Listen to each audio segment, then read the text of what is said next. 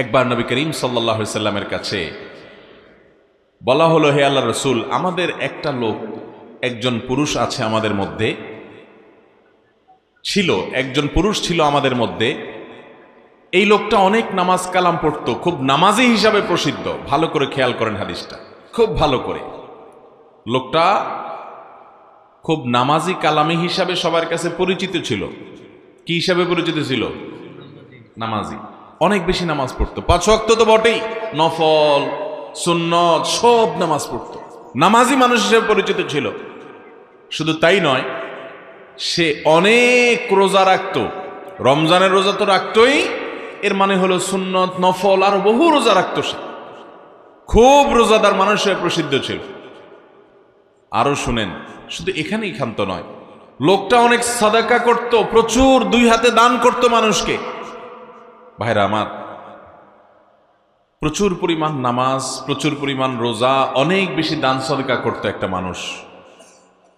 এই কাজগুলা কি ভালো কাজ না ভালো কাজ না? নামাজ পড়া তো পড়া, আবার অনেক নামাজ পড়া, রোজা রাখা তো রাখা, আবার অনেক পরিমাণে রোজা রাখা, দান করা তো করা, আবার প্রচুর পরিমাণে দান সদকা করা। এটি কি ভালো মানুষের লক্ষণ না খারাপ মানুষের লক্ষণ? সাহাবায়ে কেরাম বলেন, হে আল্লাহর রাসূল, অনেক নামাজ রোজা অনেক দান সদকা করলেও এই লোকটার একটা অসুবিধা ছিল, যে তার পাশের বাড়ির লোকদের, পাশের ঘরের লোকদের, পাশের ফ্ল্যাটের মানুষদের, পাশের বিল্ডিং এর মানুষদের, প্রতিবেশী যারা ছিল তাদের সাথে তার সম্পর্কটা ভালো ছিল না, তাদেরকে একটু কষ্ট দিত।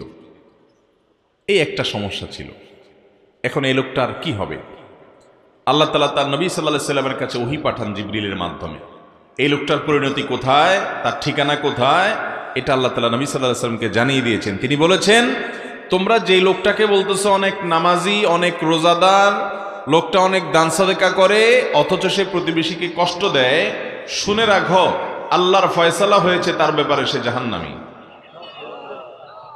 আল্লাহু আকবার। এরপরে সাহাবীরা বলেন, হে আল্লাহর রাসূল, আরেকজন মহিলা আছে, এটা তো পুরুষ, আরেকজন মহিলা আছে, এ আল্লাহর বান্দি, খুব বেশি নামাজ কালাম, খুব বেশি রোজা, খুব বেশি দান সাদকা করতো, এরকম কোনো প্রসিদ্ধি বা পরিচিতি নাই মানুষের মাঝে। ফরজ নামাজগুলো করত, ফরজ রোজাগুলো রাখতো, ফরজ দান করত, অর্থাৎ মৌলিক বিষয় হয়তো ঠিক ছিল, কিন্তু অতিরিক্ত খুব বেশি করতেন, এরকম প্রসিদ্ধি, এরকম সুখ্যাতি, এরকম প্রশংসা মানুষের মুখোমুখি ছিল না। সাধারণ মানুষ বলা যেতে পারে। কিন্তু ভদ্রমহিলার একটা দিক ছিল যে তার আশেপাশে প্রতিবেশীর লোকেরা সবাই তার উপরে সন্তুষ্ট ছিল, সবার সাথে তার সুসম্পর্ক ছিল, কারোর সাথে সম্পর্ক সে খারাপ করতো না, কাউকে সে কষ্ট দিত না, এই জিনিসটা তার ছিল। নবী করিম সাল্লাল্লাহু আলাইহি সাল্লাম আল্লাহর কাছ থেকে প্রাপ্ত ওহীর আলোকে বললেন, তোমরা যে ভদ্র মহিলার কথা বলছিলে, যে খুব বেশি নামাজ রোজা করে নাই, খুব বেশি দান সাদকা করে নাই, কিন্তু প্রতিবেশীর অধিকার সে পাই পাই করে আদায় করছে, কখনো প্রতিবেশীকে কষ্ট দেয় নাই, জ্বালা যন্ত্রণা দেয় নাই, এই ভদ্র মহিলা আল্লাহর ফয়সালা হয়েছে, সে জান্নাতি। ও ভাই, প্রতিবেশীর অধিকার বোঝার জন্য আর কি কিছু দরকার আছে? আহা, কিন্তু আমরা কয়জন মানুষ বুকে হাত দিয়ে আল্লাহকে সাক্ষী রেখে বলতে পারবো যে আমি একজন মুসলমান হিসেবে আমার আশপাশে থাকা মানুষগুলোকে আমি কোনো কষ্ট দেই না, কোনো ডিস্টার্ব করি না, কোনো ক্ষতি করি না, পারলে উপকার করি? এরকম বলার মতো, এরকম ঈমানী শক্তি আছে, এরকম নিজের প্রতি নিজের আস্থা বিশ্বাস আছে, এইরকম বলার মতো মানুষ আমাদের সমাজে অনেক কম। ঠিক না বেঠিক? আমরা নামাজ রোজার গুরুত্ব যতটা বুঝি, আমরা দান সাদকার গুরুত্ব যতটা বুঝি, ওয়াজ মাহফিল করা, ওয়াজ শোনার গুরুত্ব যতটা বুঝি, বাবারে কোরআন এবং হাদিস এটা জানা বোঝার গুরুত্ব যতটা বুঝি, এই বোঝাটা ঠিক আছে, কিন্তু প্রতিবেশীর অধিকার সম্পর্কে আমাদের সমাজের বেশিরভাগ বেনামাজি আর বেদিনদার মানুষ তো পরের কথা, নামাজি দিনদার মানুষরাও আমরা সচেতন না। এ হাদিস বলছে, শত সহস্র নামাজি, শত সহস্র রোজাদার, শত সহস্র দান দক্ষিণাকারী মানুষ জাহান্নামে যাবে প্রতিবেশীর হক নষ্ট করার কারণে। আল্লাহ তাআলা আমাদের সংশোধন হওয়ার তৌফিক দান করুন। ভাইরা আমার, আব্দুল্লাহ ইবনে ওমর রাদিয়াল্লাহু তাআলা আনহু একজন প্রসিদ্ধ সাহাবী, খলিফাতুল মুসলিমিন ওমর ফারুক রাদিয়াল্লাহু তাআলা আনহুর ছেলে, অনেক জ্ঞানী একজন সাহাবী ছিলেন, আলিম সাহাবী আব্দুল্লাহ ইবনে ওমর রাদিয়াল্লাহু তাআলা আনহু। তার বাসায় একবার ছাগল জবাই করা হয়েছে, বকরি। কি জবাই করা হয়েছে ভাই? ছাগল বা বকরি জবাই করা হয়েছে। তিনি তার বাসার পরিবারের লোকদেরকে বললেন যে আচ্ছা, ছাগল যে জবা হলো, আজকে আমাদের বাসায় রান্না বাড়া হবে, খাওয়া দাওয়া হবে বুঝলাম, কিন্তু আমাদের পাশের বাড়িতে যে ইহুদি থাকে, প্রতিবেশী যে আছে, কোন ধর্মের অনুসারী? ইহুদি। এই ইহুদি প্রতিবেশী যে থাকে, আমাদের এই ছাগলের গোশত থেকে তার বাসায় পাঠানো হয়েছে কিনা, তাকে হাদিয়া দেওয়া হয়েছে কিনা, দুইবার জিজ্ঞাসা করেছেন যে আমাদের ইহুদি প্রতিবেশীকে আমাদের ছাগল থেকে গোশত দেওয়া হলো কিনা, দুইবার জিজ্ঞাসা করেছেন, একবার না। বাসার লোকজন বললেন না, তাকে দেয়া হয় না, মানে ইহুদি হোক প্রতিবেশী, সে অন্য ধর্মের অনুসারী, খ্রিস্টানও না, ইহুদি। খ্রিস্টানের চাইতে আরো ডেঞ্জারাস, তো তাকে দেওয়া হয়নি। তখন আব্দুল্লাহ ইবনে ওমর রাদিয়াল্লাহু তাআলা বলেছেন, শুনো, আমি নবী করিম সাল্লাল্লাহু আলাইহি সাল্লামের কাছ থেকে শুনেছি, তিনি বলেছেন, মাজাল জিবরিল ইউসিনি ফিল জার হাত্তা জানান্তু আন্নাহু সায়ুয়ারিসু। নবী করিম সাল্লাল্লাহু আলাইহি সাল্লাম বলেছেন, শুনো, আসমান থেকে জিবরিল আল্লাহর পক্ষ থেকে ওহী নিয়ে প্রতিবেশীর ব্যাপারে এত বেশি আমাকে ঘন ঘন সাবধান করেছেন, খবরদার প্রতিবেশীর ব্যাপারে আপনাকে অ্যালার্ট থাকতে হবে, এটা একটা অ্যালার্মিং জায়গা, প্রতিবেশীকে কষ্ট দেওয়া যাবে না, তার কোনো অধিকার নষ্ট করা যাবে না, তার সাথে সুসম্পর্ক বজায় রাখতে হবে। এত বেশি আমাকে আল্লাহর পক্ষ থেকে ওসিয়ত, উপদেশ নিয়ে আসছে প্রতিবেশীর ব্যাপারে।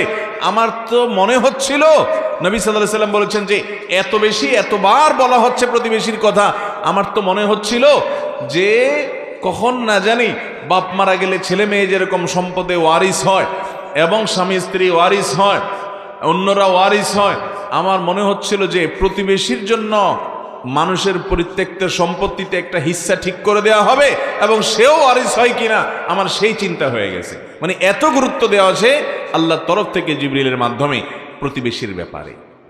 ভাইরা আমার, এই প্রতিবেশীর সাথে আমাদের সুসম্পর্ক কার কতটা আছে, এই বিষয়টা আমাদেরকে যোগ বিয়োগ করতে হবে। আমাদের সমাজে দেখবেন যত গন্ডগোল, যত ফাসাদ, যত ভেজাল, যত ঝগড়া, যত রকমের সম্পর্ক নষ্ট হওয়া হতে পারে, এগুলো বেশিরভাগ হয় পাশের বাড়ির, পাশের দোকানদার, পাশের লোকদের সাথে, ঠিক না বেঠিক? আমাদের যেই কাজটা সবচেয়ে বেশি ক্ষতি করবে, শয়তান ওইটা আমাদেরকে দিয়ে সবচেয়ে বেশি করায়, কারণ শয়তান আমাদের চিরশত্রু। আমরা যেন কোনোভাবে জান্নাতে যেতে না পারি সেই চ্যালেঞ্জ নিয়ে দুনিয়াতে শয়তান এসেছে। অতএব এই শয়তান আপনাকে আমাকে সে কাজ করতে দিবে না যে কাজ আমাদেরকে জান্নাতে নিবে, আর ওই কাজ আমাদেরকে দিয়ে করাবেই করাবে যে কাজ জাহান্নামে নিবে। আর আমাদের কাজ হলো শয়তানের এই শয়তানি থেকে নিজেকে বাঁচিয়ে কোরআন এবং হাদিস আমাদেরকে যে আলোক উজ্জ্বল পথের সন্ধান দিয়েছে সে পথে চলা। অতএব প্রতিবেশীদের অধিকার ব্যাপারে আমরা সাবধান হব তো ইনশাআল্লাহ। মোহতারাম হাজরিন, আপনি খেয়াল করবেন আশেপাশে একটু তাকালেই যে পাশের জমির লোক, তার সাথে আইল ঠেলাঠেলিটা বেশি হয়, ঠিক না ভাই? ঠিক, আইলি থাকে সেখানে, এই জন্য আইল ঠেলাঠেলি হয়। পাশের ঘরের লোক, তাদের সাথে দেখা যায় কথাবার্তাও নাই, জল ছলও নাই, উঠা বসাও নাই, আসা যাওয়াও নাই, অথচ ওই অনেক দূরে আরেক ফ্যামিলি, তাদের সাথে খুব রিলেশন, খুব সম্পর্ক, খুব বন্ধুত্ব, তাদেরকে দাওয়াত দিয়ে এনে বাসায় বালাবুরা রান্না করে খাওয়ায়, প্রতিবেশী বেচারার দিকে তাকায়াও দেখে না, ঠিক না বে ঠিক? অনেক প্রতিবেশী আছেন শহরে, গ্রামে যাও আছে না আছে, শহরে বহু প্রতিবেশী আছে একই বিল্ডিংয়ে, পাশাপাশি ফ্ল্যাটে, মাসকে মাস বরং বছরকে বছর পার করে দেয়, জানেও না যে পাশের ফ্ল্যাটের ভদ্রলোকের নাম কি, ভদ্র মহিলার নাম কি, তারা কি করে, কোথায় বাড়ি, কি খায়, কি পেশা, জানেও না। চাচা আপনা জান বাছা, শুধু নিজেকে নিয়ে ব্যস্ত আছে, প্রতিবেশীর দিকে তাকানোর সময়, ঠিক না বেঠিক বলেন? ভাইরা আমার, কোরআন এবং হাদিসের যে ভাষ্যগুলো আমি তুলে ধরার চেষ্টা করেছি, আমার মনে হয় প্রতিবেশীর অধিকার সম্পর্কে একজন ইমানদার কতটা সতর্ক হওয়া উচিত এই হাদিসগুলোর দিকে তাকালে সেটি বোঝা যায়। ইসলাম আমাদেরকে সামাজিক হতে বলে ভাই, সামাজিক হতে বলে, আমাদেরকে বলে আমরা অন্য মানুষের কল্যাণে আন্তরিক হব।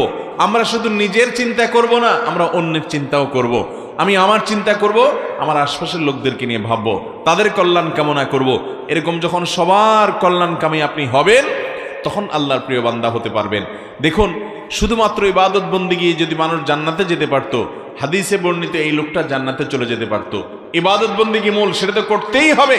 ওইটার পাশাপাশি মানুষের অধিকার, বাবার কি অধিকার, মায়ের কি অধিকার, স্বামীর কি অধিকার, স্ত্রীর কি অধিকার, ভাইয়ের কি অধিকার, বোনের কি অধিকার, প্রতিবেশীর কি অধিকার জানতে হবে এবং সে অধিকার আদায় করতে হবে।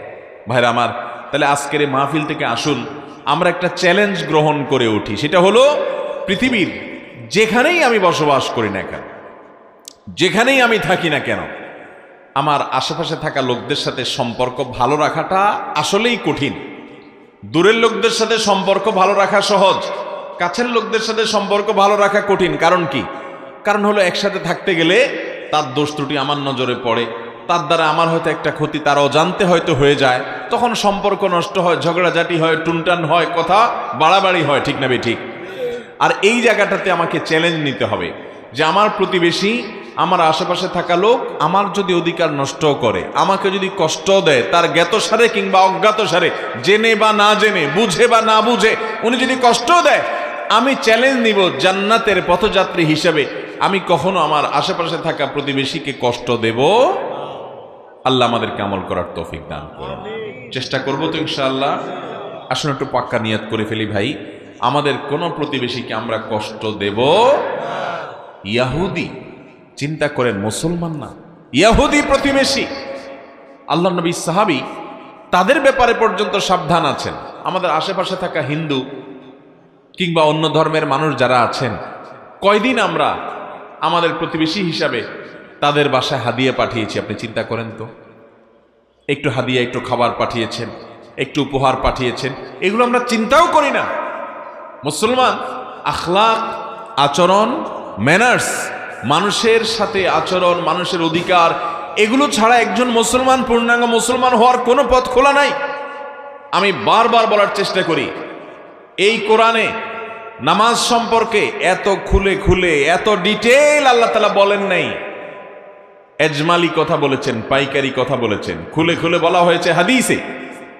কিন্তু আপনি কোরআন খুললে দেখবেন, কোরআনের পাতায় পাতায় দেখবেন, জায়গায় জায়গায় দেখবেন মানুষের অধিকার সম্পর্কে, কিভাবে মা বাবার প্রতি আচরণ করতে হবে, কিভাবে প্রতিবেশীর প্রতি আচরণ করতে হবে, কিভাবে এমনকি অন্য ধর্মের মানুষের সাথে আচরণ করতে হবে, খুলে খুলে প্রতিটা বিষয়। কারোর বাড়িতে গেলেন, অনুমতি দিল না, তাহলে না ঢুকে আপনি চলে আসবেন, তারপরেও না বলে ঢুকতে যাবেন না, সালাম দিবেন, অনুমতি প্রার্থনা করবেন।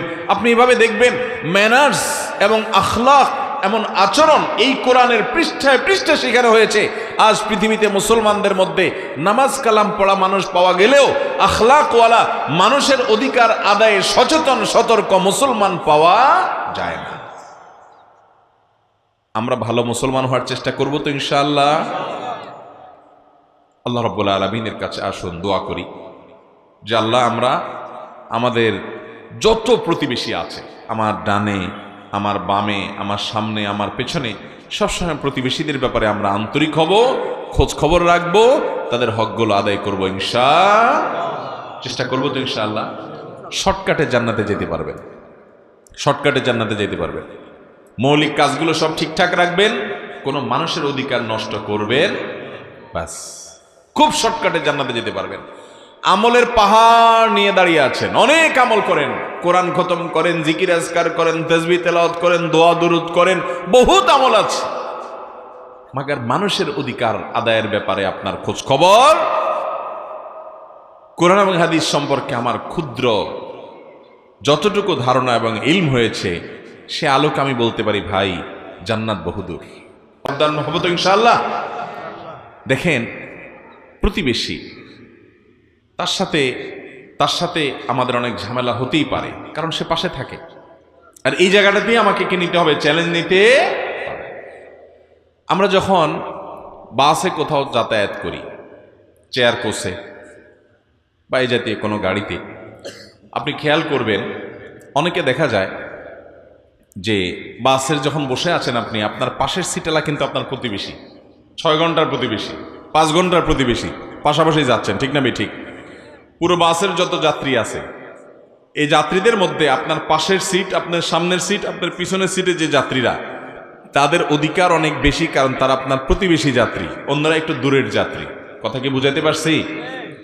এখন আপনি খেয়াল করবেন যে অনেক সময় বাসের ভিতরে, আমি তো অনেক সময় দেখেছি, আপনারাও দেখবেন যে চেয়ার কোচ, চেয়ার যে বাস আছে, চেয়ার কোচ যে বাস আছে, এই বাসগুলোতে দেখা যায় ওই যে হ্যান্ডেল দিয়ে কি করা যায়, সিটটা একটু ডাউন করা যায়, যায় না? সিটটা ডাউন করে আরাম করে একটু শোয়া যায়, ভালো করে আয়েশ করে একটু বসা যায়, তাই না? তো অনেকে আছে দেখবেন যে এমন জোরে ডাউন করে, পিছনের যে প্রতিবেশী যাত্রী বেচারা আছে একেবারে তার কোলের উপরে, বুকুর উপরে যায় সিট পড়ে, ঠিক না ঠিক? আর ওই প্রতিবেশীও দেখা যায় সেও আবার কম যায় না, অনেক সময় দেখা যায় সেও আবার রেগে অগ্নিশর্মা হয়ে বলে, এ ভাই মাথা মুতা ঠিক আছে আপনার? পাগল হয়ে গেছেন আপনি? আমার গায়ের উপর উঠবেন? এসব দৃশ্য আপনারা দেখছেন না দেখেন নাই? আহা, যদি আমরা প্রতিবেশী সম্পর্কে, প্রতিবেশী অধিকার সম্পর্কে সচেতন হতাম, তাহলে সিটটা ডাউন করার সময় পিছনে ভাইকে বলতাম, ভাই আমি একটু ডাউন করতেছি, একটু রেস্ট করতে হবে আমার, তো আপনার কষ্ট হলে বা বেশি ডাউন হয়ে গেলে একটু বললেন, এটা বলতাম। আর পেছনের লোকও বলতো, ভাই আর একটু উঠানো গেলে একটু ভালো হয়, যদি আপনার অসুবিধা না হয়, আমার একটু কষ্ট হচ্ছে। আর না হলে ভাই ঠিক আছে, এটা ঠিক আছে ভাই। এটা হলো মুসলমানের আচরণ। আর আগে যেটা বললাম যে ঢপ করে ডাউন করে আরেকজনের বুকের উপরে দিছেন, পিছনের দিকে তাকায় দেখতেছেন সে আগুন হয়ে রয়েছে, বলছে ভাই পাগল হয়ে গেছেন, আমার গায়ের উপরে উঠবেন? আপনি তখন পাল্টা আবার বললেন কি, যে ভাই আপনিও পিছনে ছেড়ে দেন, আপনার নিষেধ করছে কে? বলে কি বলে না বলেন? আহারে, ঠিক আছে ভাই, হয়তো আপনি যা বলছেন তা একেবারে ভুল বা মিথ্যা না, কিন্তু লোকটা আপনার প্রতিবেশী, হোক 4 ঘন্টার জন্য, হোক 6 ঘন্টার জন্য, হোক 8 ঘন্টার জন্য, আপনি মুসলমান হয়ে থাকলে, নবী সাল্লাল্লাহু আলাইহি সাল্লামের এই হাদিসগুলো আপনার মাথায় থাকলে, আপনার এই প্রতিবেশীকে আপনি কষ্ট দিবেন না। নবী সাল্লাল্লাহু আলাইহি সাল্লাম বলেছেন, যার হাত, যার মুখ, যার আচার আচরণ, কথাবার্তা, কাজ কারবার দ্বারা তার প্রতিবেশী নিরাপদ থাকে না, তার প্রতিবেশী ক্ষতিগ্রস্ত হয়, কষ্ট পায়, আঘাত পায়, এই ব্যক্তি ইমানদার হতে পারে না, ইমানদার হতে পারে না, ইমানদার হতে। এই ফিল্টারিং এ কতজন ইমানদার টিকবে বলেন সমাজের মধ্যে? অতএব প্রতিবেশীর ব্যাপারে আমরা উদার চিন্তার অধিকারী হওয়ার চেষ্টা করব তো ইনশাআল্লাহ। কি কি দায়িত্ব পালন করবেন প্রতিবেশীর প্রতি, আসুন আমরা পয়েন্ট আকারে বোঝার চেষ্টা করি। নাম্বার 1, প্রতিবেশীর প্রতি সদ আচরণ করবেন, সদ আচরণ, এবং তার কাছে তার খোঁজ খবর নেবেন। সদাচরণ করবেন, ভালো আচরণ করবেন, রুক্ষ ব্যবহার করবেন না, তার খোঁজ খবর নেবেন, হাদিয়া তোহফা পাঠাবেন, এবং বিশেষ করে আপনি নিজের জন্য যা পছন্দ করেন তার জন্য তা পছন্দ করবেন। এটা হাদিসের ভাষ্য। নবী সাল্লাল্লাহু আলাইহি সাল্লাম বলেছেন, তোমাদের কেউ ততক্ষণ ইমানদার হতে পারবে না মা ইউহিব্বু লিজারিহি মা ইউহিব্বু লিনাফসি, যতক্ষণ পর্যন্ত তার নিজের জন্য যেটাকে লাইক করে, পছন্দ করে, প্রতিবেশীর জন্য সেটাকে পছন্দ করে। অতএব আমি যা চাই আল্লাহ আমার প্রতিবেশীকেও তা দেন, আল্লাহ আমি এটাতে খুশি, আমার প্রতিবেশীকেও সেটা দেন। এটা তো নাই, বরং আমাদের সমাজে আছে উল্টাটা, কি যে আল্লাহ আশেপাশে সারা দেশে মানুষকে দেন, আমার আপত্তি নাই, কিন্তু আমার সামনের দোকানদারে দিয়েন না আল্লাহ। ঠিক না ঠিক? বাজারের দোকানদারের কথা বলতেছি আর কি। মনে করেন আপনার দোকানে বেচা কিনা নাই, অনেক দোকানদার আছে মনে মনে এটা প্রার্থনা করে, আল্লাহ আমার বেচা কিনা নাই, বুঝলাম, দরকার নাই, থাক, কিন্তু পাশের দোকানদারের এর দোকানে যেন কাস্টমার না ঢোকে আল্লাহ, ওই আরেক বাজারে যে সব কিনে ফেলাক, তাও ভালো, আমি ওর ভালো দেখতে পারবো না, অথচ লোকটা আমার প্রতিবেশী। ঠিক না ঠিক? আল্লাহ আমার প্রতিবেশীকে আপনি কাস্টমার দিয়েছেন, আল্লাহ আরো দেন, তারে আরো দেন, সাথে আমাকেও দিয়েন আল্লাহ। এটা হলো ইমানদারের কথা। ঠিক না ঠিক? ভাইরা আমার, এই যে মনটা আছে না, মনটার ভিতরে যখন কুটিলতা থাকবে, ষড়যন্ত্র থাকবে, হিংসা থাকবে, শত্রুতা থাকবে, বিদ্বেষ থাকবে, লাগালাগি থাকবে, এই মন আপনাকে জান্নাতে যেতে দিবে না ভাই। আল্লাহ কোরআনে বলেছেন, ইয়াউমা লা ইয়ানফাউ মালুন ওয়ালা বানুন ইল্লা মান আতাল্লাহ বিকলবিন সালিম। দুনিয়ার সম্পদ, সন্তান, জমি জমা, টাকা পয়সা, প্রভাব, প্রতিপত্তি, নেতাগিরি, এগুলা কিচ্ছু আল্লাহর কাছে কাজে আসবে না, কোনো কিচ্ছু কাজে আসবে না। ইল্লা মান আতাল্লাহ বিকলবিন সালিম। কিন্তু কেউ যদি আল্লাহর কাছে একটা মন নিয়ে যায়, যে মনটা ফ্রেশ, দোকানদার হইয়া পাশের দোকানদারের কল্যাণে তার অসুবিধা হয় না, প্রতিবেশী হইয়া প্রতিবেশীর কল্যাণে তার কষ্ট লাগে না, বরং সে আরো খুশি, আল্লাহ আমার প্রতিবেশীকে আরো দেন, মনটাকে ফ্রেশ রাখে, পরিচ্ছন্ন রাখে, পবিত্র রাখে, ভালো রাখে, এই ব্যক্তির এই ভালো মনটা তার আল্লাহর কাছে উপকারে দিবে, জান্নাতে নিয়ে যাবে ইনশাআল্লাহ। অতএব মনটাকে ভালো করবো তো ইনশাআল্লাহ। প্রতিবেশীর সাথে যদি ঠেলাঠেলি, তার সাথে যদি মামলা মোকদ্দমা, ঝগড়াঝাটি, গন্ডগোল ফাসাদ থেকেও থাকে, আজকে থেকে এটা ভালো করার চেষ্টা করবো তো ইনশাআল্লাহ। আল্লাহ আমাদেরকে সে তৌফিক দান করুন। তাহলে প্রতিবেশীর যে অধিকার, এক নম্বরের অধিকার হলো যে তার সাথে সদাচরণ করতে হবে। কি আচরণ করতে হবে ভাই? সদাচরণ, সুন্দর ব্যবহার করতে হবে, হাদিয়া উপঢৌকন দিতে হবে, উপঢৌকন পাঠাতে হবে, এবং নিজের জন্য যা পছন্দ করবেন তার জন্য তা পছন্দ করবেন। আমরা ছোটবেলায় একটা আমল দেখেছি মা চাচিদের কাছে, আপনারাও দেখেছেন, আমাদের এই লক্ষ্মীপুরে তো বটেই, যেহেতু আমি এলাকার সন্তান, আমি দেখছি, আপনিও দেখছেন, যেহেতু আমরা একই এলাকার, আর সারা বাংলাদেশেও বিভিন্ন এলাকাতে আমলটা আপনারা অনেকে দেখেছেন। ছোটবেলায় যখন দেখছি তখন বুঝি নাই যে এটা তো মা চাচিরা নিজেরা করে নাই, এটা তো হাদিসের ডাইরেক্ট নির্দেশ। এই বিশেষ করে আমাদের এই অঞ্চলে আলেম ওলামা বেশি ছিলেন, যার কারণে অনেক প্রচলন আছে যেগুলো সরাসরি হাদিসের উপরে আমল আমরা জানি না, ওলামা একরাম চালু করে দিয়ে গেছেন, কিন্তু সেগুলো আজ হারিয়ে গেছে সমাজ থেকে। সেটা হলো, আমরা ছোটবেলায়, আমি নিজে কত দেখেছি যে আমার মা তরকারি রান্না করেছেন, গোশত তো আর প্রতিদিন রান্না হতো না, হঠাৎ অনেকদিন পর একটু গোশত রান্না হয়েছে, তো বাটিতে করে একটু গোশত, একটু ঝোল, একটু আলু দিয়ে, একটা ট্রে বা কোনো কিছু দিয়ে বলতেন ওই তো চাচির ঘরে দিয়ে আয়। আপনারা এই কালচার দেখছেন? দেখেন নাই? ঈদের দিন তো এমন ঈদ জীবনে একটাও গেছে কিনা জানি না যে ঈদে মা সেমাই রান্না করে, পায়েস পিন্নি রান্না করে, বিভিন্ন কিছু রান্না করে একটু একটু করে দিয়া আশেপাশে সব ঘরে ঘরে পাঠায় নাই, এমন একদিনও হয় নাই, প্রত্যেকটা ঈদে পাঠাইছে। আবার মা চাচিরাও আবার আমাদের ঘরে পাঠাইছে, এরকম আপনারা দেখেন না এই দৃশ্য? এখন কি খুব বেশি দেখেন? আহা, আমরা শেষ হয়ে যাচ্ছি ভাই, আমরা শেষ হয়ে যাচ্ছি।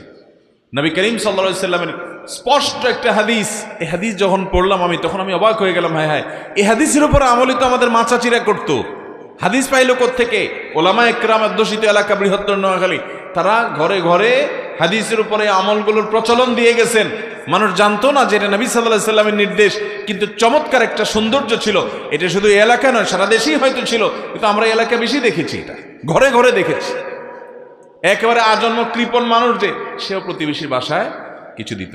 হাদিসে আসছে, নবী আলাইহিস সালাম বলেছেন, তুমি যখন গোশত রান্না করবা, গোশতের পরিমাণ যদি খুব বেশি না থাকে, একটু ঝোলটা বাড়াই দিও, যাতে করে তোমার প্রতিবেশী বাসায় একটু দিতে পারো।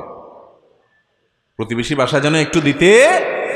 আজকাল সবাই দিনকাল ভালো ভাই, আলহামদুলিল্লাহ, সবাই খেয়ে পরে একটু ভালো আছে আগের তুলনায়। এই জন্য সবাই শুধু নিজের চিন্তা করি, আশপাশের চিন্তা আমরা করি না। এই জন্য আমাদের সন্তানগুলো অমানুষ হচ্ছে। তরুণরা, যুবকরা ম্যানার্স, ভদ্রতা, মনুষ্যত্ব তারা আজ ভুলে গেছে ভাই। এর অন্যতম কারণ পরিবার থেকে শিক্ষাটা নাই। আমরা আমাদের সময় দেখেছি তরুণরা মুরব্বিদেরকে দেখলে শ্রদ্ধা করে রাস্তার পাশে কাচুমুচু করে দাঁড়িয়ে অবনত হয়ে শ্রদ্ধার সাথে সালাম দিত।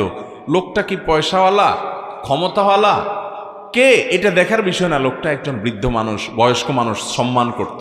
ছিল না এগুলো? বাসে যখন পাবলিক পরিবহনে উঠতাম, দেখতাম যে আপনার একজন মুরব্বী চাচা উঠছে, যুবকরা কয়েকজন উঠে দাঁড়াই যেত সিট থেকে, বাবা বসেন, চাচা বসেন। দেখতেন না আপনারা এগুলা? এখন আছে এগুলা? এখন পারলে মুরব্বীরে বলবে, চাচা আমার একটু হাঁটতে কষ্ট হয়, আপনি একটু বসেন তো, আপনার গাড়ায় উঠি। ভাবখানা এরকম না? আহা,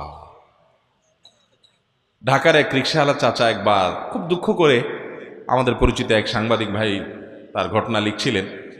বলেন যে দুঃখ করে এক রিক্সাওয়ালা চাচা বলছেন যে বাবা রে, মনের ব্যথা কাকে বলবো, আমার ছেলের বয়সও না, আমার ছেলেও এর চেয়ে বড়, আমার মেয়েগুলো এর চেয়ে অনেক বড়, এরকম পিচ্ছি পিচ্ছি পোলাপান হারাম সম্পর্ক করে, অবৈধ সম্পর্ক করে, হারাম রিলেশন করে, তথাকথিত বয়ফ্রেন্ড গার্লফ্রেন্ড নিয়ে এসে রিক্সা উঠে যাহা তাহা আচরণ করে, কিছু বলতে গেলে ধমক দিয়ে বলে এই রিক্সাওয়ালা চালাও তুমি বুড়া, তোমার কি কথা। আমাদের সন্তানরা আজ পশুত্বের গুণাবলী তাদের মধ্যে আজ চলে আসছে, মনুষ্যত্বের গুণাবলী আমাদের সন্তান থেকে আজ হারিয়ে যাচ্ছে, ঠিক না বেঠিক? এর অন্যতম কারণ হলো পরিবার থেকে কোনো নীতি নৈতিকতা আদর্শের শিক্ষা চর্চা হয় না। ভাইরা আমার, সেজন্য প্রতিবেশীর অধিকার স্বরূপ ওই যে নবী সাল্লাল্লাহু আলাইহি ওয়াসাল্লামের সুন্নাহ আলোকে তাদের বাসায় আপনি দেখেন, ইহুদি অন্য ধর্মের অনুসারীতে বলে মুসলমানদের জন্য আল্লাহ কোরআনে বলেছে লাতাজিদান্না আশাদ্দান নাসি আদাওয়াতান লিল্লাযিনা আমানু আল ইয়াহুদ, ইমানদারদের সবচেয়ে বড় শত্রু দেখবা তোমরা ইহুদিদেরকে। এমনকি খ্রিস্টানরাও এত বড় শত্রুতা করে না ইহুদিরা যত শত্রুতা করে মুসলমানদের প্রতি। কোরআনের আয়াত, সেই ইহুদি চিরশত্রু। তার বাসায় আব্দুল ইবনে ওমর রাদিয়াল্লাহু বলতেছেন যে ছাগল জবাই হয়েছে আমাদের বাসায়, গোশত গেছে তার বাসায়, ইহুদির বাসায় গোশত গেছে। দুইবার জিজ্ঞাসা করেছেন, যখন শুনছেন যান নাই, রাগ হয়ে গেছেন, কেন যায় নাই, সে আমার প্রতিবেশী। ভাইরা আমার, কোথাকার ইহুদি আমার মুসলমান ভাই। হতে পারে তার কোনো ত্রুটি আছে, হতে পারে তার কোনো দুর্বলতা আছে, হতে পারে তার দ্বারা আমার কোনো কষ্ট হয়, উনি বুঝেন না, কিন্তু দিন শেষে সে আমার প্রতিবেশী। আপনার রক্ত সম্পর্কীয় আত্মীয় যেরকম আপনার কাছের, আত্মীয়ের পরে রক্ত সম্পর্কীয় আত্মীয়ের পরে যদি আল্লাহর জমিনে কারোর অধিকার সবচেয়ে বেশি থাকে, সে হলো আপনার প্রতিবেশী।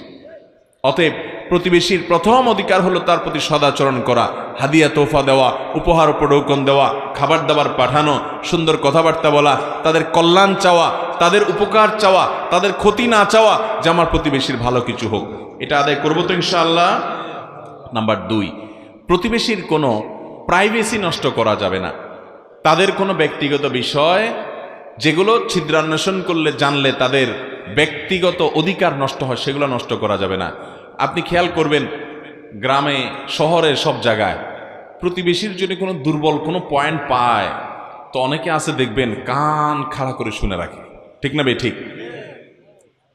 গ্রামে অনেক মহিলা আছে দেখবেন যে তাদের চোখগুলো এক একটা সিসি ক্যামেরার মতো, যে পাশের বাড়ির মহিলা কোনো কারণে স্বামীর সাথে একটু তর্কাতর্কি হইল আর কি, বেড়ার ফাঁক দিয়ে এমনি করে চোখ দিয়ে তাকায় থাকে, ঠিক না বে ঠিক? কান পাইতে থাকে, একদম পারে না, ওয়াল ভেদ করে শোনার চেষ্টা করে, একটু দুর্বল পয়েন্ট পাইলে তারে ঘায়েল করবে পরে। এই রোগটা আছে না নাই?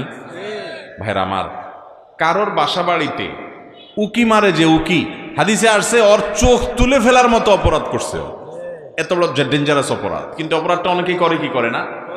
তার ব্যক্তিগত দুর্বল বিষয় থাকতে পারে, এখানে আমি কান দেওয়া, চোখ দেওয়া, ওইটা আবিষ্কার করার চেষ্টা করা, দোষ বাহির করার চেষ্টা করা, ওটা পিছে লাগা, এটা একটা নিকৃষ্ট মানুষের চরিত্র, কোনো ভালো মুসলমানের চরিত্র হতে।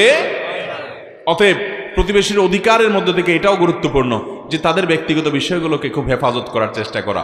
প্রতিবেশীর স্ত্রী, প্রতিবেশীর মেয়ে, তাদের যে সমস্ত মহিলারা আছে তাদের ব্যাপারে দায়িত্বশীল হওয়া, তাদের দিকে দৃষ্টিপাত না করা, বাজে দৃষ্টি না দেওয়া। নবী করিম সাল্লাল্লাহু আলাইহি ওয়াসাল্লাম একটা হাদিস শুনেন, তিনি বলেছেন কেউ যদি কোনো মহিলার সাথে জেনা করে, একটা জেনার গুনাহ লেখা হবে, একটা জেনা করলে। কোন এক মহিলার সাথে জেনা লিপ্ত হয়েছে, তার আমলনামায় কবিরা গুনাহ, মহাপাপ লেখা হবে, সে একবার জেনা করেছে এটা। কিন্তু যদি কেউ তার প্রতিবেশীর কোনো মহিলার সাথে, মেয়ের সাথে জেনা লিপ্ত হয়, তাহলে তার প্রতিবেশী ভাইয়ের অধিকার নষ্ট করলো, তার অজান্তে তার পরিবারের কোনো মেয়ের চরিত্র হননের কাজ করলো, তাহলে নবী করিম সাল্লাল্লাহু আলাইহি ওয়াসাল্লাম বলেছেন তার আমল নামাতে 10টা জেনা করলে যে পাপ হয় সে পাপ লেখা হবে। ভাইরা আমার, আমাদের অনেকে আছে উকি মেরে আমাদের আশেপাশের প্রতিবেশীদের, মহিলাদের, তাদের ব্যক্তিত্ব আছে সেটাকে আমরা নষ্ট করি, খর্ব করি, প্রাইভেসি নষ্ট করি, এবং তাদের পর্দার বিধানটাকে লঙ্ঘন করি, এবং তাদের প্রতি আমাদের দায়িত্বহীনতার পরিচয় দিই। অতএব এটা করা যাবে না। নাম্বার 3, প্রতিবেশী যদি অসুস্থ হয় তাকে দেখতে যাবেন। তার যদি কোনো অসুবিধা হয় তার ব্যথায় ব্যথিত হবেন, তার কোনো আনন্দ হলে সে আনন্দে আপনি আনন্দিত হবেন, তার সাথে পরিচিত হবেন। বহু প্রতিবেশী আছে যে তার পাশের বাড়িতে যদি জিজ্ঞেস করা হয়, বিশেষ করে শহরের কথা বলছি, নামও বলতে পারে না যে পাশে কে থাকে, কি করে, কিছুই জানে না। কারণ কোনো যোগাযোগ উঠা বসা নাই। আর 4 নম্বর সর্বশেষ যেটা বলবো তা হলো আপনার দ্বারা যেন তার কোনো কষ্ট না হয়। গ্রামে কষ্ট এক ধরনের হয়, শহরে কষ্ট আরেক ধরনের হয়। গ্রামে কি কষ্ট হয়? কথার কথা, ধরুন দৃষ্টান্তস্বরূপ মোরগ ছাগল দিয়া, হাঁস দিয়া, গরু দিয়া, গৃহপালিত পশু পাখি দিয়া ডিস্টার্ব করে প্রতিবেশীর, আছে না নাই? আপনার হাঁস মোরগ যায় তার পুরা জায়গাটা নষ্ট করে, সব যেখানে সেখানে মুখ দেয়, কষ্ট দেয়। আপনার উচিত এটাকে নিয়ন্ত্রণ করা। অনেক প্রতিবেশী আছে নিজের জায়গাতে গাছ লাগাবে, কিন্তু গাছের ডাল পালা সব জায়গায় পড়বে কোথায়? শুধু আরেকজনের জায়গায়। এমন ভাবে পড়বে ওই বেচারার ওই জায়গা শেষ, ওইটা আর কোনো কাজে লাগবে। কিছু বললে বলে যে হ্যাঁ জায়গার গোড়া তো আমার এখানে, কিন্তু আগা আরেক জায়গা। এরকম 2 নম্বর করা মানুষ আছে না নাই? আরে ভাই, সে ইমানওয়ালা মানুষ কি নাই যে আল্লাহকে খুশি করবার জন্য জান্নাতের আশায় ওই গাছের ডাল সব কেটে ফেলে দিবে? ঠিক আছে, আমি সব গাছের ডাল কেটে ফেলে দিলাম, কয়টা গাছ এটা কেটে যদি আমি জান্নাত পাই অবশ্যই সেটা আমার জন্য লাভজনক। ঠিক না ভাই? ঠিক। ভাইরা আমার, শহরে দেখবেন যে কথার কথা আপনার ছোট্ট একটু জায়গা, সিঁড়ির রুম, ফ্ল্যাটের দরজার সামনে এত জুতা এলোমেলোভাবে রেখে দিছে যে পাশে ফ্ল্যাটের লোকদের চলাফেরাতে অসুবিধা হয়, আছে না নাই? ময়লাটা বের করে এমনভাবে রেখে দিছে ভদ্রলোক তার ঘরের তার ফ্ল্যাটে ঢুকতে নাকে হাত দিতে দিতে ঢুকা লাগে, যেখানে সেখানে ফেলে দিছে। ঠিক না ভাই? ঠিক। ঢাকা শহরে যত খালি জায়গা আছে, আমি প্রায় বলি যত খালি জায়গা আছে, খালি জায়গা তো খুব বেশি একটা নাই। মনে করেন আশেপাশে সব বিল্ডিং হয়ে গেছে, একটা জায়গা এখনো খালি আছে, এটা এখনো বিল্ডিং হয় নাই। তো আশেপাশে বিল্ডিংগুলো থেকে দেখবেন জানালা দিয়া যত ময়লা আবর্জনা আছে, মাসে 50 টাকা 100 টাকা ময়লাওয়ালার বিল দিবে। এই টাকা বাঁচানোর জন্য ওই বস্তা ভর্তি পলিথিন ভর্তি সব ময়লা ওই জায়গায় ফেলা। খালি কোনো জায়গায় থাকলে দেখবেন ওটা ময়লার বাগার হয়ে গেছে। ঠিক না ভাই? ঠিক। আহা, কি মুসলমান আমরা! অতএব কোনোভাবে আমাদের প্রতিবেশীদেরকে কোনো কষ্ট দেওয়া যাবে, তাদের কোনো কষ্টের কারণ হওয়া যাবে। আবার বলছি, 4টি কাজ করবেন। 1, তাদের প্রতি সদাচরণ করবেন, উত্তম ব্যবহার করবেন, তাদের উপকার করার চেষ্টা করবেন, তাদের হাদিয়া তোফা দিবেন, খাবার পাঠাবেন, সম্পর্ক ভালো করার চেষ্টা করবেন, পরিচয় হওয়ার চেষ্টা করবেন। অনেক প্রতিবেশী আছে মিশতে চায় না, আপনি আপনার দায়িত্বটা পালন করেন, তিনি না চাক। দ্বিতীয়ত যে কাজটা করবেন তা হলো প্রতিবেশীর কোনো দোষ ত্রুটি খোঁজার চেষ্টা করবেন না, কান পেতে পেতে তাদের ব্যক্তিগত বিষয়গুলো জানার চেষ্টা করবেন না, চোখ দিয়া তাদের কোনো কিছু দেখার চেষ্টা করবেন না। বিশেষ করে তাদের মেয়েদের চরিত্রের ব্যাপারে সাবধান থাকবেন, চোখের হেফাজত করবেন, সেদিকে দৃষ্টিপাত করবেন না। তৃতীয়ত, যদি প্রতিবেশী অসুস্থ হয় তাকে দেখতে যাবেন, যদি কোনো ব্যথায় ব্যথিত হয় তার পাশে দাঁড়াবেন, যদি তার আপনজন মারা যায় তাকে সান্ত্বনা দিবেন, যদি তার আনন্দ হয় সে আনন্দে ভাগাভাগি করবেন। আর নাম্বার 4, কোনোভাবে কষ্ট দিবেন না, সেটা কোনোভাবেই না, জুতা দিয়ে না, ময়লা দিয়ে না, আচরণ দিয়ে না। অনেকে করে কি, ধুমধাড়াক্কা গান বাজায় রাখে, আছে না নাই? ইয়া হাই ভলিউমে গান বাজায় রাখে। ভাই, আপনার মনে অনেক ফুর্তি, আপনি দরজা জানালা সব বন্ধ করে গানের তালে তালে লাফাইতে লাফাইতে আপনি ফ্যানের সাথে ঝুলে যান, আল্লাহর সাথে আপনি বুঝেন। কিন্তু আপনি আপনার প্রতিবেশী, তার তো মন খারাপ থাকতে পারে, আপনি তাকে গান শুনতে বাধ্য করবেন, তার ঘুম হারাম করবেন, এই অধিকার ইসলাম আপনাকে দিছে? কোনো বিবেকবান মানুষ এটা করতে পারে? কিন্তু এই অহেতুক কাজগুলো আমাদের অনেক তরুণরা করে। ধুমধাড়াক্কা গান শুনতেছে, বাবা তুমি গান শুনবা, হেডফোন দিয়ে শুনো, তোমার গুনাহ হবে, তুমি আল্লাহর সাথে বুঝবা, কিন্তু আরেকজনকে তুমি গান শুনতে বাধ্য করতে পারো? আমরা অমুসলিমদেরকে দেখি ইসলামের সব সৌন্দর্য অনেকগুলো তারা নিয়ে গেছে, অনেক সৌন্দর্য তারা নিয়ে গেছে।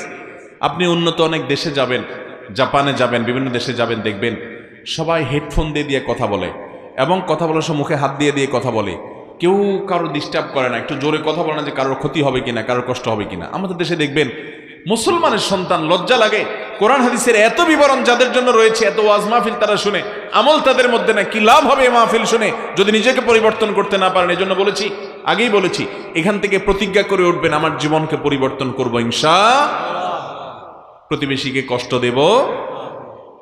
আপনি হাই ভলিউমে গান বাজাচ্ছেন, আচ্ছা গান দরকার নাই, আপনি যদি ওয়াজও শুনেন, ভালো করে শুনেন, আপনি যদি কোরআন তেলাওয়াতও শুনেন, হাই ভলিউমে শুনতেছেন, আশেপাশে মানুষের ঘুম হারাম করতেছেন, সওয়াব হবে না গুনাহ হবে? আপনার প্রতিবেশীর যদি কষ্ট হয় তাহলে ওই রকম জোরে তেলাওয়াত করলেও আপনার আমলনামা গুনাহ লেখা হবে। আমার কথা কি বুঝতে পারছেন? ট্রেনে বাসে অনেকে দেখা যায় ওয়াজ শুনতেছে, নাইট কোর্স, আরে ভাই আশেপাশে মানুষ ঘুমাচ্ছে, ওইদিকে খোঁজ খবর নাই। অতএব ভাইয়েরা আমার, আমাদের আওয়াজ দিয়ে, আমাদের ময়লা আবর্জনা দিয়ে, আমাদের ছেলে মেয়েদেরকে দিয়ে, আমাদের হাঁসমরক দিয়ে, আমাদের জুতা দিয়ে, আমাদের অন্য কোনোভাবে প্রতিবেশীকে কষ্ট দেওয়া যাবে? আল্লাহ তাআলা আমাদের সবাইকে প্রতিবেশীদের অধিকার সম্পর্কে দায়িত্বশীল এবং সচেতন হওয়ার তৌফিক দান করুন। জাযাকুমুল্লাহু খায়রা ওয়া আখিরু দাওয়ানা আলহামদুলিল্লাহি রাব্বিল আলামিন। ভাই সবাই নিয়ত করলাম তো ইনশাআল্লাহ।